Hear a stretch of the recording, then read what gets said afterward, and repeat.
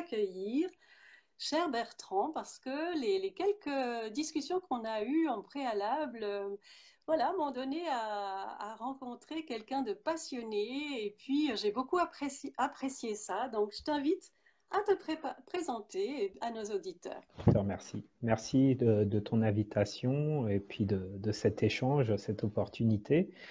Alors voilà, ben moi je suis Bertrand Barret, j'ai 47 ans, alors ça c'est pour la petite vie privée, 47 ans, je suis divorcé et donc j'ai un enfant, un fils de 20 ans. Voilà, donc ça c'est le cadre, ma vie privée et je pense que c'est important d'en parler puisque ben, on parle d'un thème de vie aussi, hein. Et puis en parallèle de ça, ben, je suis coach professionnel certifié, sexothérapeute et thérapeute de couple. Donc, ça fait maintenant 2 ans, donc c'est une reconversion. Et donc, je reçois des hommes, des femmes, des couples, et je me suis spécialisé dans les relations intimes et l'équilibre entre vie professionnelle et vie personnelle. Donc, euh, Mm. donc voilà, et bien, donc à mon cabinet, ben, je reçois des personnes qui me parlent de choses un peu taboues, en fait, hein. La sexualité, c'est un peu tabou, l'intimité, les amours, et donc voilà, je les accompagne, je les écoute, et à partir de là, je choisis soit la posture de coach, soit la posture de thérapeute selon les personnes, selon ce qu'ils vivent, ce qu'ils viennent déposer, en fait. Mm. Excellent. Tu as d'autres choses à dire par rapport à voilà, qui tu es, ton parcours? Bon, voilà, hein, c'est vrai qu'auparavant, ben, j'étais dans la grande distribution, plus précisément dans l'informatique. Alors, vous allez me dire que ça n'a rien à voir. Tu vas me dire que ça n'a rien à voir. Et voilà, j'ai été représentant du personnel, j'ai accompagné ben, des CE, des CHSCT, et donc c'est le contact avec les gens. Le fait que ben, des personnes se retrouvaient en difficulté et ne venaient pas pour militer, ne venaient pas pour revendiquer, mais plus pour être écoutées, entendues. Et ça s'improvise pas, ça s'apprend, en fait, hein. Et j'étais pas forcément prêt à tout cela. Et je me suis dit, il y a quelque chose à faire là. Il y a l'idée d'avoir un impact sur le plan collectif, mais sur le plan individuel, il y a quelque chose à faire. Et puis, équilibre vie pro, vie perso, c'est parce que ben, j'ai vu des gens qui s'investissaient dans leur travail, qui étaient là 7h30 du matin, qui repartaient à 8h30 le soir, et finalement, à un moment donné, arriver à craquer ou se retrouver dans des difficultés sur le plan familial. J'ai moi-même vécu une situation sur le plan familial où c'était pas simple. Et puis, ben, je me suis dit, bon, ben voilà, qu'est-ce que je fais? Est-ce que c'est vraiment, qu'est-ce que je veux vraiment? Et donc, j'ai fait un bilan de compétences. J'ai fait le point et quand la personne qui m'a suivi dans le bilan m'a demandé ce que je voulais faire, j'ai dit, ben, je veux aider les autres et je veux parler de sexe. Alors, je l'ai dit en rigolant, Mm. mais en fait, je m'imaginais un peu comme Brigitte Lahaie. J'adore son travail. Et je me suis dit, cette femme, lorsqu'elle répond à des questions. Moi, je répondais aussi dans mon métier à des questions, mais sur des difficultés de comptable. Mais elle, quand elle répondait à des questions et qu'elle répond encore à des questions, c'est lié vraiment à des problématiques humaines, quoi. Et l'impact qu'elle a est puissant. Et je me suis dit, ben voilà, là, je me sentirais vraiment à ma place. Voilà Mm. pour la petite Super. histoire, le parcours, les études. Entre travail et vacances, week-end. Et maintenant, je suis vraiment à ma place et c'est au-delà d'un métier, c'est vraiment ouais, quelque chose qui est profond, qui a du sens pour moi. Mhm. Merci, merci beaucoup. C'est à toi. Super, donc on va aborder cette thématique. Juste avant, je vais me présenter. Effectivement, cette thématique de séduction, libido masculine après 40 ans, et puis on va commencer avec les étapes. Donc, en ce qui me concerne, pour que vous puissiez aussi savoir un petit peu de quel point de vue je partage ces sujets, je fais donc du coaching amoureux, créatif, leadership depuis 2004. En 1997, en 97, j'ai découvert le lien qu'il y avait entre l'énergie sexuelle ou l'énergie érotique et l'énergie de créativité et de création. Et du coup, ça m'amène en fait à accompagner des leaders, des CEO. Aujourd'hui, en fait, je guide les entrepreneurs célibataires hein, à booster leur capital confiance, y compris la libido, à séduire avec élégance, trouver l'amour. Et concrètement aussi, je les aide, ou disons, je vais designer avec eux un écosystème sur mesure qui soit puissant, agile, dynamique, qui leur permette, en fait, qui permette à mes clients de progresser de façon optimale sans s'épuiser. Donc, trouver aussi ce fameux équilibre hein, entre réussite et sérénité dans la vie professionnelle, personnelle, familiale, couple, amicale, loisirs, créativité, parce que depuis 15 ans que j'accompagne, je n'ai jamais vraiment j'ai décloisonné les domaines. Donc, c'est un peu ce qui fait ma force et ma spécificité depuis tout ce temps. Et voilà, je suis l'auteur de 3 livres sur l'amour, un livre de poèmes érotiques, un essai sur l'amour, oui, enfin deux, et un autre qui est voilà, comment aimer, comment mettre plus d'amour dans sa vie au quotidien. Parce que je crois beaucoup que l'amour, cette dynamique de l'amour, des relations affectives, mais aussi dans sa dimension sexuelle, est un levier, est une puissance incroyable, une force d'action. Et quand on combine ces deux-là au service d'un projet, eh bien, on a des leviers qui sont très importants. C'est clair. Voilà, dans les grandes lignes. Alors, continuez à nous poser des questions dans les commentaires, chers amis, et moi je vais proposer de demander à Bertrand de nous parler un peu dans ta pratique, ce que tu as pu voir, les étapes de vie dans la libido et la sexualité masculine. Alors, c'est vrai que les personnes qui viennent me voir, je reçois vraiment un peu de tous les âges, hein. Voilà, j'ai des personnes qui ont 25 ans, j'ai des personnes qui ont plus de 40 ans, mais c'est vrai que la grande majorité sont des personnes qui arrivent vers la quarantaine ou qui ont déjà la quarantaine, qui sont en couple, et leur sexualité s'est transformée. C'est-à-dire que chez l'homme, on a l'avantage, nous les hommes, d'avoir directement notre appareil sexuel qui est visible. Donc, dès qu'on est tout petit, on peut manipuler et on peut savoir à quoi ça ressemble. On peut toucher, on peut ressentir les effets immédiatement. C'est pas caché. Chez la femme, c'est caché, en fait. Donc, c'est un peu l'inconnu. Donc, le garçon, lui, tout de suite, il se développe en connaissant son appareil génital. Et puis, en grandissant, il y a des choses qui se transforment, il découvre des sensations nouvelles, il touche, etc. Et puis, à l'adolescence, voilà, il y a des pulsions, il y a des désirs, il y a des choses. Donc, il y a la masturbation, il y a un fonctionnement qui fait qu'il y a une réponse quasi immédiate. Et donc, ces hommes ont connu une période où tout allait bien, ça fonctionnait. Chez l'homme, c'est important, hein, le pénis, le phallus, hein, voilà, il faut que ça marche, c'est dressé, c'est une fierté. Et quand ça fonctionne, on ne se demande pas pourquoi ça fonctionne, c'est présent, ça fonctionne. Et puis à un moment donné, avec le temps, avec la vie, hein, les personnes que je reçois, pour la plupart, sont en couple, se sont installées, parfois ont des enfants. Certains ont de grands enfants et sont avec leur épouse depuis 10, 15, 20 ans. 20 ans, ils sont, oui, même 20 ans, même à 40 ans, certains ont déjà 20 ans de couple. Et puis, à ce moment-là, il se passe quelque chose. Ça ne marche plus. Le matin, je me lève, je n'ai plus la tante qui est là. Et qu'est-ce qui se passe?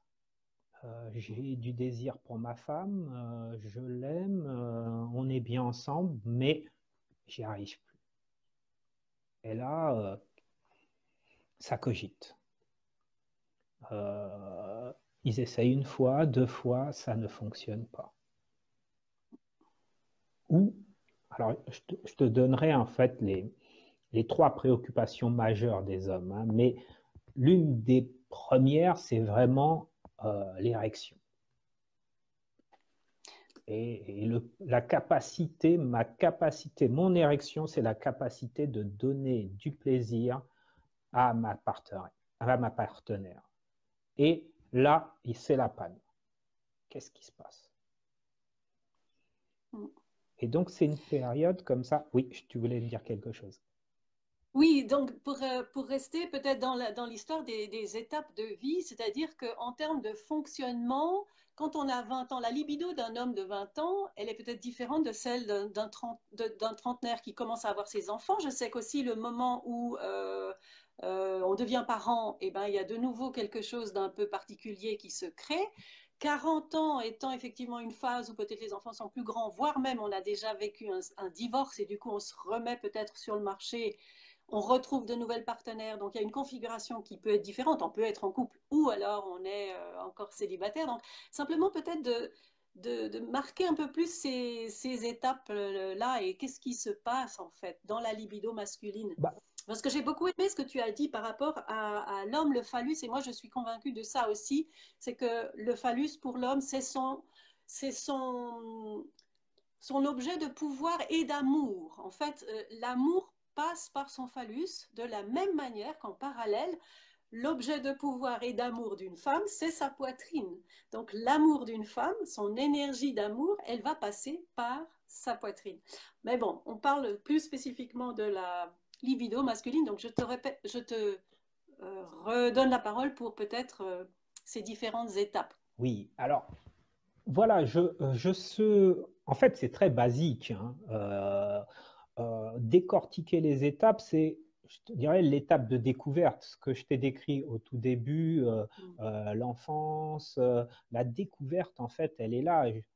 Et donc, la découverte se fait généralement par le biais de la masturbation jusqu'à ce qu'il y ait éventuellement la rencontre avec la première petite amie où là, on n'est plus en solo avec soi-même, avec son pénis, avec son propre plaisir, mais c'est comment je me connecte avec la petite amie. Donc là, il y a la pression, il y a le désir qui est là, il y a l'envie, ça bouillonne de partout, quoi. Donc c'est comment gérer tout ça, sachant que chez l'homme, la masturbation, elle se fait cachée. C'est selon les cultures, selon ben, les parents, ben, c'est plutôt tabou, c'est voire même il faut pas. Donc ça se fait très très rapidement. Il y a Oui. beaucoup de pression. Donc tout ça, ça enregistre pas mal de choses dans l'esprit de l'homme. Donc Très intéressant ce que tu dis là parce que ça va poursuivre son chemin. Tous ces interdits, s'ils ne sont pas travaillés, s'ils ne sont pas nettoyés, vont progressivement faire que quand ça fonctionnera pas ou plus ou moins, eh bien peut-être que ces limitations ça aura un vont peut-être impact surgir aussi complètement. en impact. Ça va avoir un impact. Donc, c'est comment je connais mon corps, comment je découvre mon corps, comment je m'autorise à découvrir mon corps, comment je m'écoute. Et voilà, c'est la masturbation qui fait que c'est un toucher physique immédiat. Il y a l'imaginaire. Alors, euh, pour des hommes comme moi à 47 ans, on a connu, voilà, parce qu'il y a un phénomène que je dois souligner, que les hommes de mon âge n'ont pas forcément vécu, ou si, ils l'ont vécu peut-être, mais différemment. C'est la pornographie.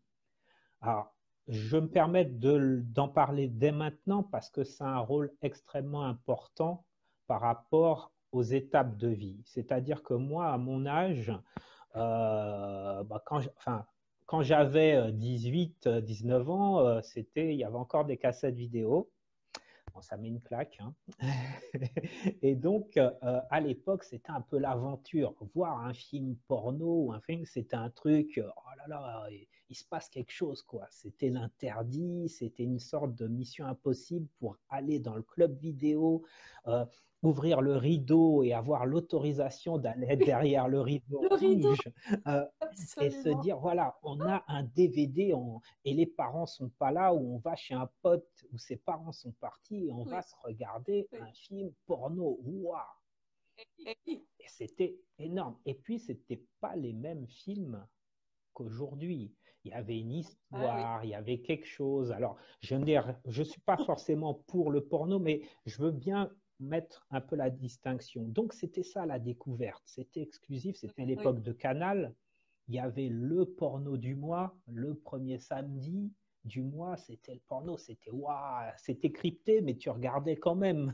Donc, je sais pas s'il y a des personnes qui ont mon âge, c'était voilà, c'était quelque chose de fort, quoi. Hein. C'était Ouais. voilà, c'était énorme. Et aujourd'hui, les jeunes qui ont 20 ans, ils ont le portable, ils ont Internet haut débit, ils ont tous les sites possibles et imaginables qui leur permettent d'avoir une multitude d'images qui sont la représentation de la sexualité. Et donc, Et dans l'instantanéité aussi, c'est instantané. Je veux dire, ils le veulent, ils l'obtiennent tout de suite. Il n'y a pas ce décalage entre je désire quelque chose et il faut que j'aille le chercher. Et ça change tout. complètement, complètement. Donc, Parce que si tu transposes ça en termes de désir, entre désirer quelque chose, attendre et l'obtenir, quand tu transposes ça dans la relation sexuelle, eh bien, il y a quelque chose qui peut émerger. Il y a une relation qui s'installe entre un homme et une femme, ou entre deux hommes ou entre deux femmes, peu importe la combinaison, ou avec plusieurs personnes, peu importe. Mais il y a cette temporalité qui aujourd'hui, comme on a un phénomène d'instantanéité de l'information, eh bien, du coup, on imagine, enfin, beaucoup de gens imaginent que c'est la même chose dans la relation. Et du coup, là, ça fonctionne plus, ou en tout cas, ça produit des choses qui ne sont pas toujours souhaitables. Je te laisse poursuivre, cher Bertrand. exactement, je suis totalement en phase avec toi. Et il y a le système de consommation, du coup, cette idée de consommation immédiate que nous n'avions pas. C'était, voilà, moi, ça me fait sourire quand je repense à tout ça. Et donc, l'impact est extrêmement fort pour les jeunes de 20 ans, de moins de 20 ans. Ben, un ado maintenant peut voir un film porno à partir de l'âge de 12 ans. Les statistiques prouvent qu'à 12 ans, ben, là, beaucoup de jeunes ont déjà vu un film porno.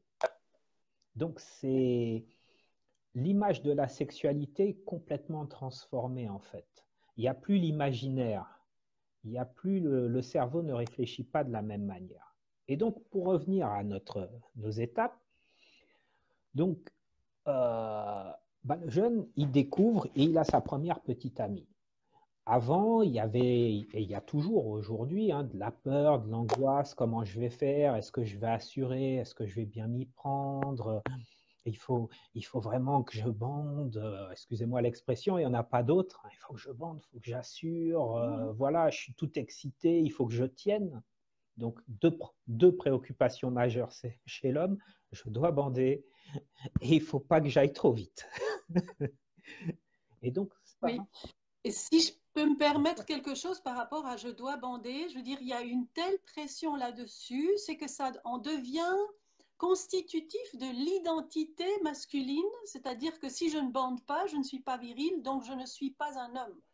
Et ça, c'est le risque. exactement, exactement. Et c'est encore de nos jours, même si par rapport aux années 80-90, ça c'est un peu, voilà, il y a plus d'ouverture d'esprit sur le sujet, c'est quand même quelque chose d'assez fort. L'identité masculine, c'est quand même, bon, j'assure ou pas. Donc, tout ça, ça a un impact et donc le jeune, ben, il a cet apprentissage-là. Sauf que le porno aujourd'hui a un énorme impact sur la jeunesse. Et donc les jeunes que je reçois, ou que j'ai sur YouTube lorsqu'ils me donnent des commentaires ou lorsqu'ils m'appellent, ils m'indiquent très clairement, ben voilà, j'ai 22, 23 ans, je suis avec mon ami, mais j'arrive pas à tenir. Mon érection tient pas. Mais depuis, vous savez, monsieur, depuis la quatrième, ben, je regarde du porno. Alors, Quatrième, ça me donne quel âge? eh ben, on est sur du 13-14 ans, même pas. Oui, Oui, c'est voilà. Donc, oui. donc, le cerveau, il n'est plus du tout attiré par la sexualité de la même manière. En fait, il a été Non. paramétré, il est formaté d'une autre manière par le biais du porno. Donc ça, c'est des Et étapes. si je peux me permettre, Bien sûr, si je t'écoute. l'écueil par rapport à la pornographie, c'est que de facto, quand je regarde un film pornographique ou quand un homme regarde, parce que voilà, ou une femme, peu importe, mais je deviens spectateur d'un homme puissant. C'est-à-dire que généralement, dans les films pornographiques, ben, l'homme est en train de bander et il est en train de satisfaire une femme, puisque c'est, on va dire que c'est scénarisé de cette manière-là. D'accord? Il n'y a pas d'échec possible. Et moi, en tant que spectateur, de facto, je deviens potentiellement impuissant, ou je suis même impuissant puisque je ne suis pas en train de bander, si ce n'est peut-être par l'excitation, mais en relais. Donc je ne peux pas m'approprier ma puissance sexuelle quand je suis juste consommateur ou spectateur d'un film pornographique. Et ça, c'est extrêmement important. Complètement. Et à cela s'ajoute le fait que déjà, en tant que jeune ado, voire futur adulte, je suis dans la comparaison. Avant, c'était les douches, ben voilà, on se douche. Bon, ben maintenant, les jeunes, je crois, sont un peu plus pudiques, j'ai l'impression, hein. Mais donc voilà, comment je suis, je compare mon corps depuis tout petit, hein. Il y a une comparaison. Ah, pourquoi lui, il a un plus gros que moi, etc. Et donc, sauf que là, on ne se compare plus avec des personnes autour, on se compare non seulement avec les personnes autour, mais avec l'acteur qui incarne le rôle de Mm. l'homme, la masculinité. Et comme les gars sont sélectionnés sur le volet, sont triés, et donc ils ont des engins un peu plus généralement visibles que d'autres, eh bien, ça donne des complexes. Donc, Il y a ce phénomène de starification. On devient une star. Donc, avec l'utilisation d'Internet, comment on appelle ça, de ces émissions où on est la Star Academy, on est toujours la star. Du coup, on est une star du porno, on se compare et du coup, effectivement, il y a il y a un ce décalage. décalage. Et comme dit Cyril en commentaire, il n'y a plus aucune vision de l'amour. C'est-à-dire qu'on est dans la performance à fond. Mais où est le cœur là-dedans? C'est ça, c'est ça. Et pourquoi j'en parle dès maintenant, hein, c'est parce que à côté de ça, eh ben, il n'y a pas de relais, en fait.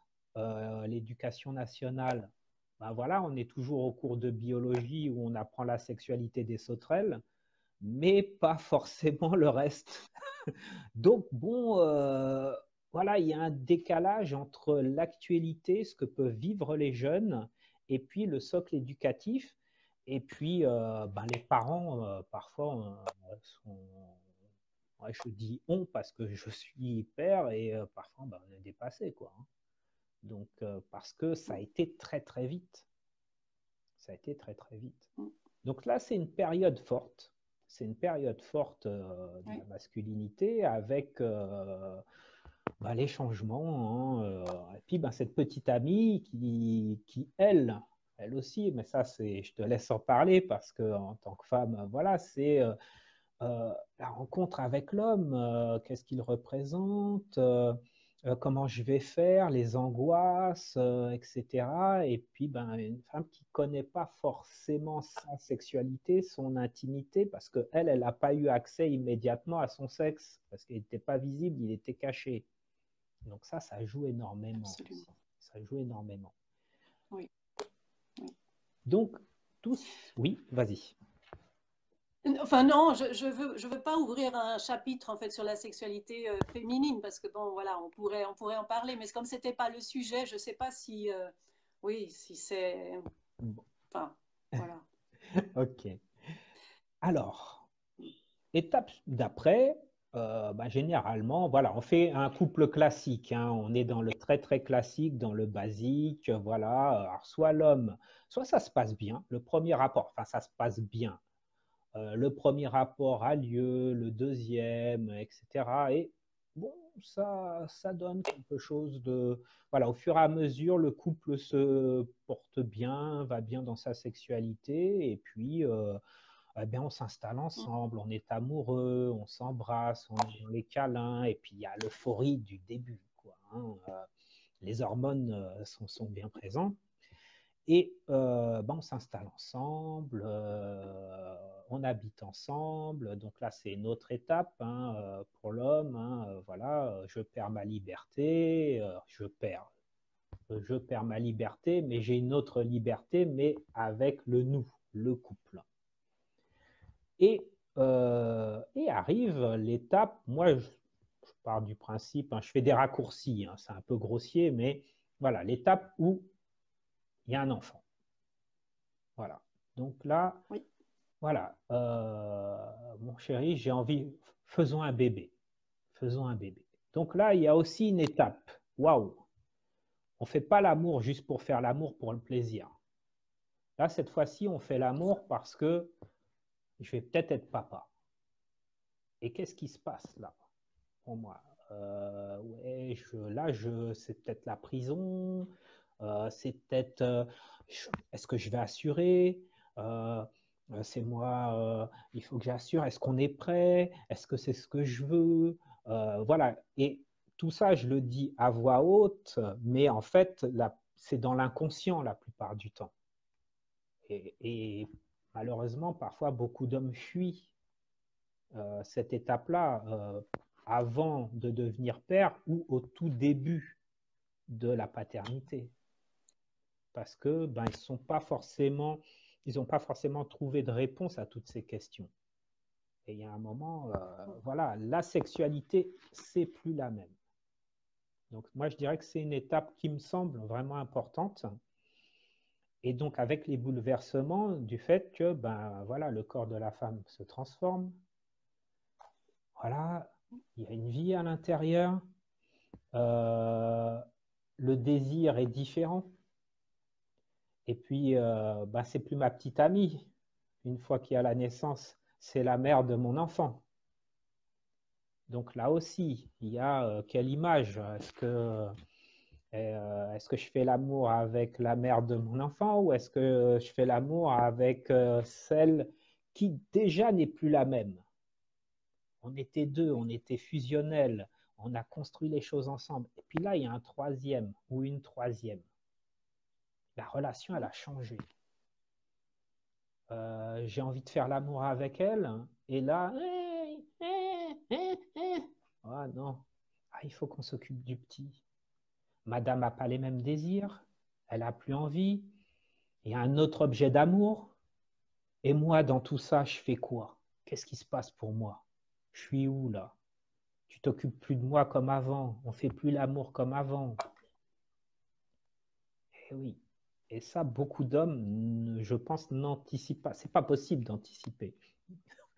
Non. Et on ne nous l'apprend pas, en fait, hein. Donc, Il y a aussi quelque chose par rapport à la femme, c'est que euh, il y a potentiellement, en fait, en devenant mère, elle devient autonome. Et elle n'a plus le même lien avec le petit copain, voilà, qui est son mari et le papa de ses enfants. C'est-à-dire qu'elle va commencer à gérer des choses. Et du coup, le mari, enfin voilà, le conjoint, ne va plus être au service d'elle ou disons un pourvoyeur d'un certain confort, parce que, enfin, ça va continuer, mais elle va prendre de la distance parce qu'elle va prendre de l'autonomie. Et du coup, la dyade de base, qui était, comme tu disais, fusionnelle, il peut rester, il y a des hommes qui peuvent se sentir justement encore une forme de codépendance par rapport à cette première dyade d'origine et ne savent plus comment se positionner face à elle qui commence à gérer des choses et effectivement qui peut-être va demander une attention différente par rapport à son corps qui a changé et du coup elle peut aussi peut-être aussi projeter des exigences de plus grande performance et l'homme peut se sentir complètement chamboulé et un peu perdu. Donc, dis-nous un petit peu qu'est-ce que tu en penses de ça et de ce que tu as pu entendre dans ta pratique. Alors, ce que j'ai pu entendre, c'est que l'homme, bah, l'homme, il est un peu perdu parce que hormonalement aussi, chez la femme, il y a des bouleversements. Pendant la période de grossesse, il peut y avoir des pics de désir extrêmement forts. Et, et là, bon, le mec est généralement très content et très satisfait. Et puis d'un seul coup, waouh, il ne se passe plus rien. Il ne se passe plus rien parce qu'il y a une période il y a une période d'adaptation. Hein. Tout dépend comment l'accouchement a lieu. Et puis, voilà, il y a une période où ben, tout le désir, tout l'affectif est orienté vers l'enfant. Alors, je fais de grosses généralités, hein, attention, hein, bien sûr, il y a des cas particuliers, mais voilà, en général, ben, le côté affectif va vers l'enfant, ce qui est logique, l'enfant en a besoin.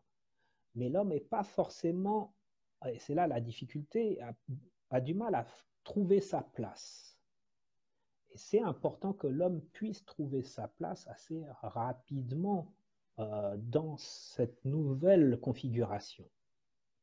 Et, et, et donc, voilà, il y a cette étape-là, il y a le fait de qui je suis, où j'en suis, euh, comment je suis dans le couple et comment je suis dans le couple parent.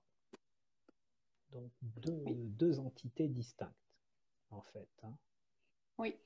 Et oui. Si je peux me permettre, il y a aussi chez la femme, lorsqu'elle allaite, en fait, puisque tu parlais d'hormones, donc ça génère chez elle des ocytocines qui Mhm. sont l'hormone du plaisir. Donc, à quelque part, son corps est déjà nourri, entre guillemets, par ces hormones-là. Et c'est pour ça que tu parlais d'autonomie, entre autres, j'entends.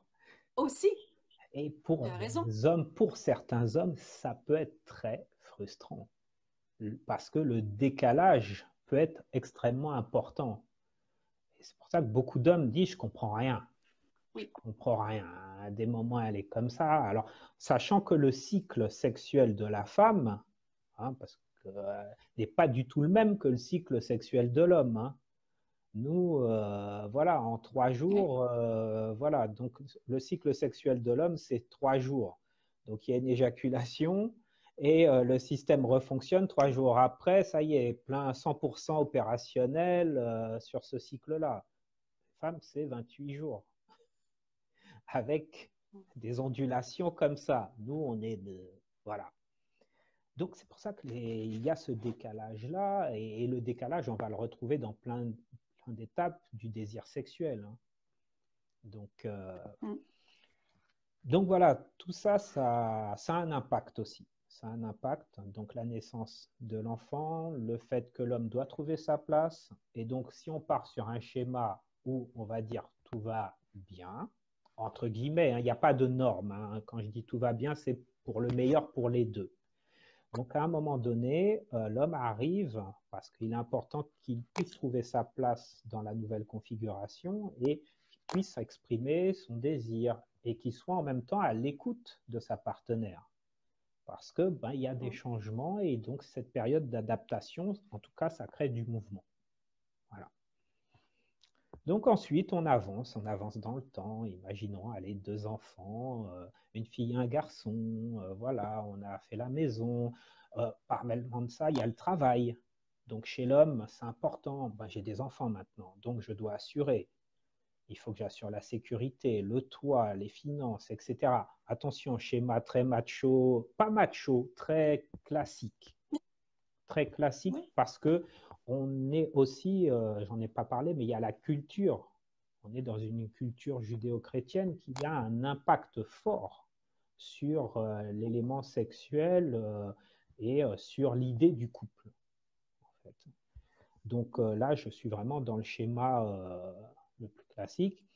Et ce qui peut provoquer, parce que de nos jours, il y a une ouverture avec on parle beaucoup de sexualité dans les médias, dans les journaux, etc.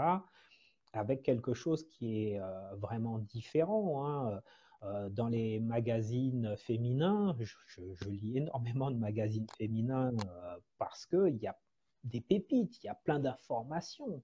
Et donc, il y a les femmes qui veulent, qui ont besoin, et c'est normal, hein, il y a ce besoin d'égalité, il y a ce besoin de trouver sa place, d'avoir une carrière, etc. Donc, voilà, les deux travaillent. L'homme travaille, madame travaille, les deux reviennent à la maison, il faut s'occuper des enfants, etc.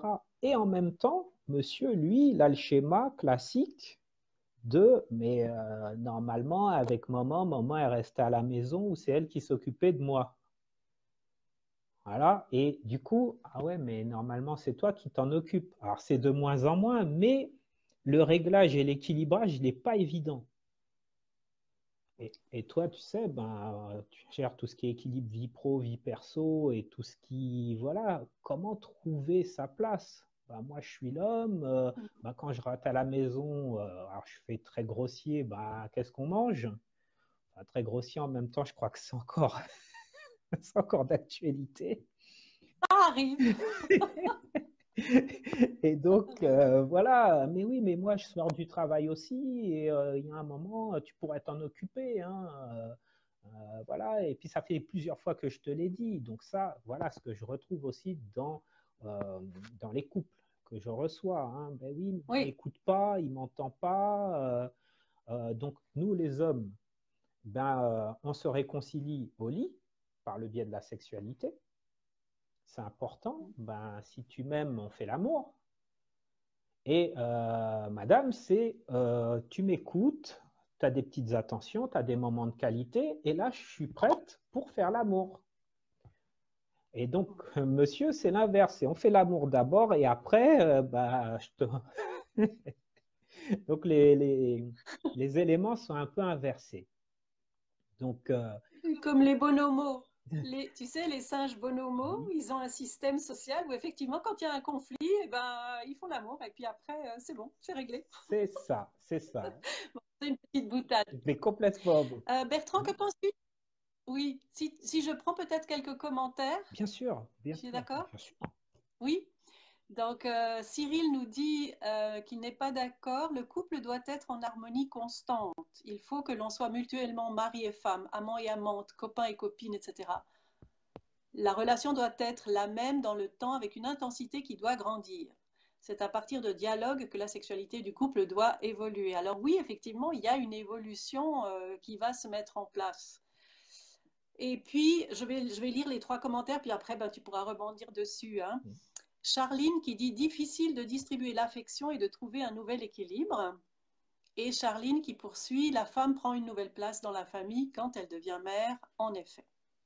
Voilà, Alors, je suis entièrement d'accord, hein, mais idéalement, c'est le schéma que nous a donné, j'ai oublié son prénom, pardon, Cyril ou Charline? Cyril.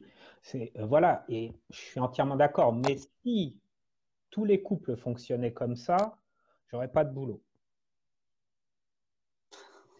Il faut être clair. C'est l'idéal, c'est C'est vrai, ça. ce serait l'idéal de grandir, Un- d'évoluer ensemble. voilà. Mais oui. Mais un couple, c'est deux individualités qui arrivent avec leurs qualités et leurs défauts, qui se rencontrent et qui décident de créer un nous. Avec un nous au début qui doit être rempli, qui doit grossir. Mais les deux individus qui créent ce nous, ils ont leurs problèmes. Ils arrivent avec leurs difficultés, leurs préoccupations, leur famille, leur culture, leur histoire. Et tout va dépendre qu'est-ce qu'ils mettent dans le nous. Comment ils font grossir ce nous et comment ils font qu'il y ait un équilibre, hein. On va parler d'engagement, on va parler de confiance, on va parler d'équilibre, d'écoute, de communication. Et je suis entièrement d'accord. Mais quand c'est pas équilibré, quand on n'y arrive pas, quand on ne se comprend pas, c'est là que voilà, il y a des conflits et qu'on n'arrive pas à réguler. C'est ça. Et donc, c'est à ce moment-là qu'on intervient, hein, que ce soit en tant que coach ou que ce soit en tant que thérapeute, hein. Mais le Oui. schéma idéal, Pour moi, ouais. La sexualité, c'est le marqueur de l'ensemble de la relation. Enfin, c'est le marqueur très visible et aussi assez douloureux, en fait, de la santé ou de l'écologie du système couple, famille, etc., d'après moi. tout à fait, tout à fait. Euh, je pense en fait que en sexothérapie, lorsque des hommes ou des femmes viennent me voir, bah déjà, ils ont du mal à exprimer les choses parce que ils vont dévoiler des choses qui n'ont peut-être jamais dévoilées, même à leurs meilleurs amis.